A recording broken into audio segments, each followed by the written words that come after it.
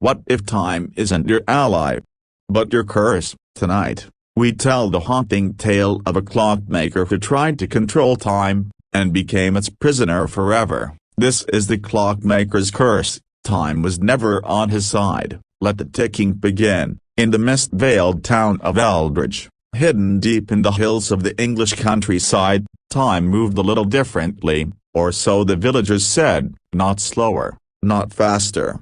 Just strangely, as though the clocks ticked in rhythm with a secret no one dared to remember. At the heart of this village stood an aging building made of dark stone and iron-framed windows, a clock shop, silent for decades, its faded sign reading, T. Vale, Master Horologist. Long before the silence, this shop was the pride of Eldridge. Its owner, Theodore Vale, was a man of mystery, always dressed in black, with the silver pocket watch hanging from his coat. He walked with an eerie grace, and his paled, angular face rarely showed emotion. He spoke little, smiled less, and only worked at night. No one saw him eat, no one saw him sleep, but the clocks, they were breathtaking. People traveled from miles around to purchase his masterpieces, ornate grandfather clocks with moving engravings, pocket watches that sang melodies at midnight, and timepieces so precisely seemed almost alive. It was said that no two clocks were the same, and each one bore a strange insignia, a handless clock etched in gold. Children were warned not to stare at the clocks too long. You'll lose your time, the elders whispered. Yet, business thrived, but the villagers couldn't shake the feeling that something was off. One night, a boy named Matthew snuck into the shop, curious about the mysterious clockmaker. Through the dusty window, he saw Theodore working beneath a dim oil lamp. The room was filled with ticking, but none of the clocks showed the same time. Matthew saw something else, too. A glass dome sat in the center of the workbench. Inside it, suspended in air, was a beating heart, connected by silver wires to an open clock mechanism. Theodore whispered in a language Matthew didn't understand. Then, the heart skipped a beat, and all the clocks in the room ticked backward for 5 seconds. Matthew screamed, and ran. By morning, he was found outside his home, trembling and unable to speak. He never talked again. When asked what he saw, he would only write one word over and over again: time. Theodore never denied the rumors. He didn't even respond when the local priest visited to ask about strange noises and reports of nightmares from customers.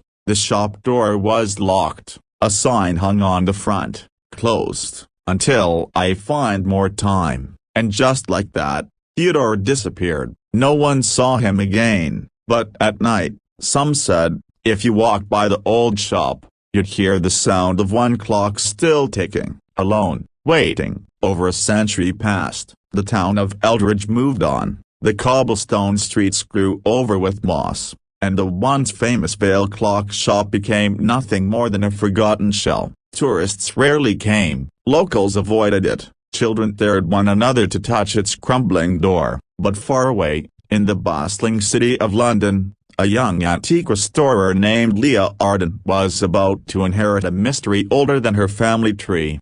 Leah was skilled with her hands. She could bring anything old back to life. Her shop, Timeless Touch, specialized in restoring vintage furniture, clocks, and heirlooms. She found beauty in broken things. Perhaps that's why the wooden crate she received from her late grandfather intrigued her so much. No letter, no sender, just a box sealed in wax, marked with 3 strange letters, TV. Inside lay a tarnished brass mantel clock, elegant, but cracked. Its face was blackened with age, its minute hand, missing, its inner gears, motionless. Yet, when Leah touched it, it clicked. A sharp, sudden sound echoed through her quiet workshop.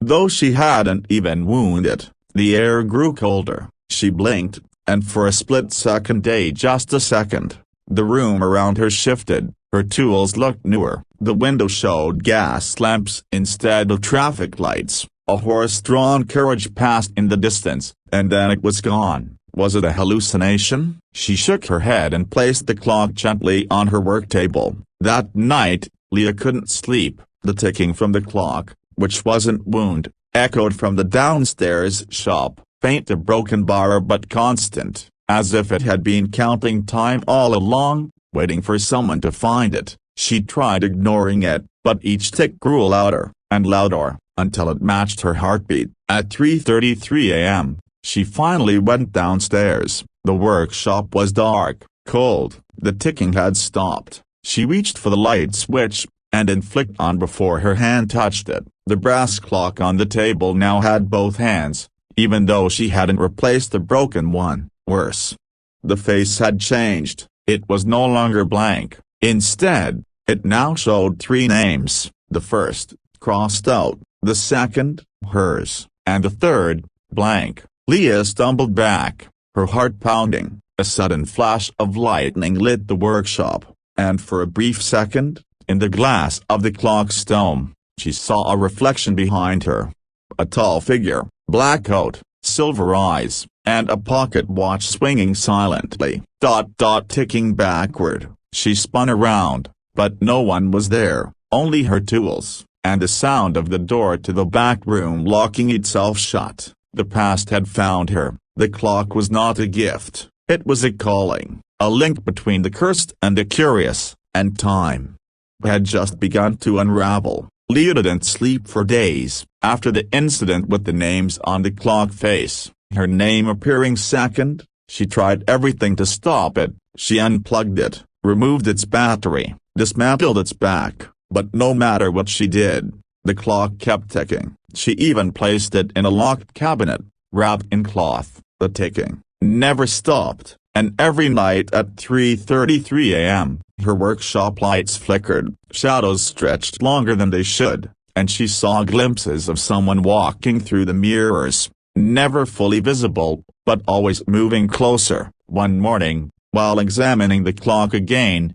Leah discovered a hidden compartment beneath its wooden base. A small click revealed a thin, aged booklet tucked inside, a journal, bound in cracked leather, etched faintly with the initials TV. It belonged to Theodore Vale. Inside were entries dating back to 1887. The writing was uneven, rushed, sometimes manic. Pages were filled with equations, symbols, and obsessive ramblings about time, decay, and a ritual he called the eternal mechanism. Leah read through trembling fingers. Greater than I have found it. The key to immortality is not in the body, but in time itself. If I can trap my soul in the motion of gears, I will never die. Time will feed me, sustain me. Each clock carries a part of me, each ticking second, a heartbeat. But they must be passed, one soul to another. The clock finds a host. The ritual chooses the name. 3 names.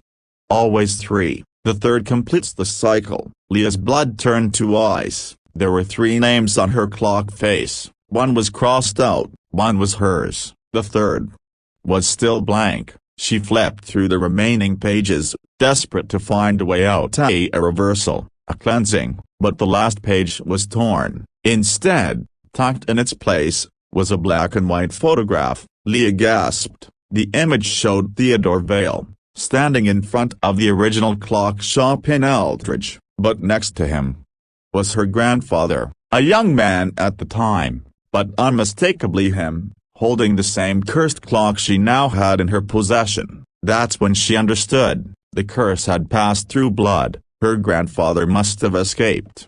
Or thought he did, but time doesn't forget, and now it had come for her. Later that night, at 3:33 a.m., Leah awoke in her bed to the sound of every clock in her house ticking, even ones she didn't own. Tick tick, tick tick. She walked through the dark hallway, following the sound. Her own reflection stared back at her in the hallway mirror, but something was off. Her eyes in the mirror were silver. Her reflection smiled before she did, and behind her, in the hallway mirror, stood Theodore, closer now, almost touching. Time was running out, but the cycle wasn't complete. Not yet. The next morning, Leah left her shop locked and boarded. Her skin was paled, her eyes tired, and her voice quieter than usual. She had made a decision. She would return to Eldridge. In the pages of Theodore Vale's journal, she found an address, scratched into the margins of the last page. An old manor outside the ruins of the town. It had once been the clockmaker's home. If there was any way to end the curse, it would be there. As she arrived, fog rolled thick across the ground, and the trees stood like crooked watchmen. The manor was barely standing, its roof collapsed in places, its doors twisted on broken hinges, but inside, time had been preserved. Clocks, hundreds of them, all ticking, all set to 3:33, and at the center of the room, beneath the dust-covered dome of cracked glass, stood the master clock, a monstrous creation of brass and bone, the same faceless device from Theodore's earliest drawings. Its center held a mirror instead of a dial, and Leah's reflection looked wrong. She placed the journal before the master clock, and its hands began to move. Slowly, creaking, the entire manor trembled. She heard voices, whispers in forgotten languages, circling her like wind.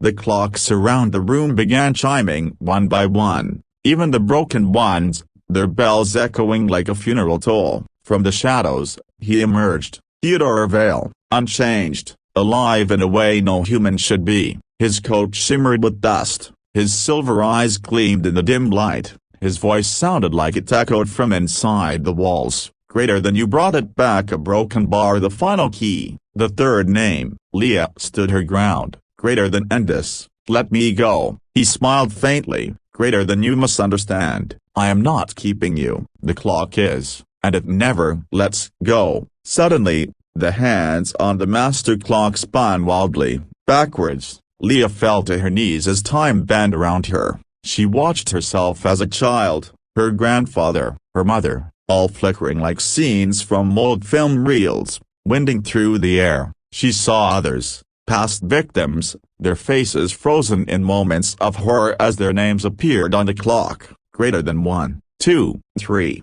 The third name was now complete, Leah Arden. The mirror face of the clock rippled like water. Theodore stepped inside it, slowly fading into its surface, and began to vanish. But as he did, he smiled again, and pointed to Leah. Greater than your time has begun. The clock shattered, the manor imploded in silence, and in the quiet ruins, all that remained a broken bar was the ticking of one small mantel clock, still working, still ticking, now with a new name etched beneath it.